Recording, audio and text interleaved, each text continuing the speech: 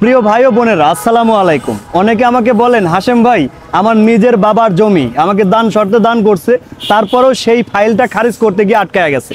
মানে নিজের বাবার জমি আপনাকে দান শর্তে দান করছে, তারপরেও লিগ্যাল জমি থাকা সত্ত্বেও আপনার জমিটা খারিজ করতে গিয়ে ফাইল নাকি আটকায় গেছে। তো এইটার সলিউশন আমি আপনাকে একটু দিচ্ছি, আসেন।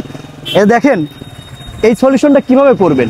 ভাই দেখেন, এই যে আমার গাড়িটা, এই তালা, আমি তালার মাধ্যমে একটু বোঝাইতে চাই।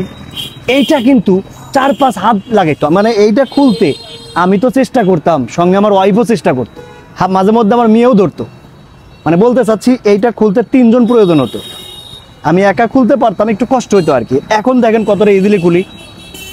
এই যে দেখেন, ভিতরে দিলাম, দেখছেন। যে তালাটা খুলতে আমার কষ্ট হইতো, 1 থেকে 1.5 মিনিট সময় লাগতো, সেই তালাটা আমি এখন 1 সেকেন্ডে খুলতে পারতেছি।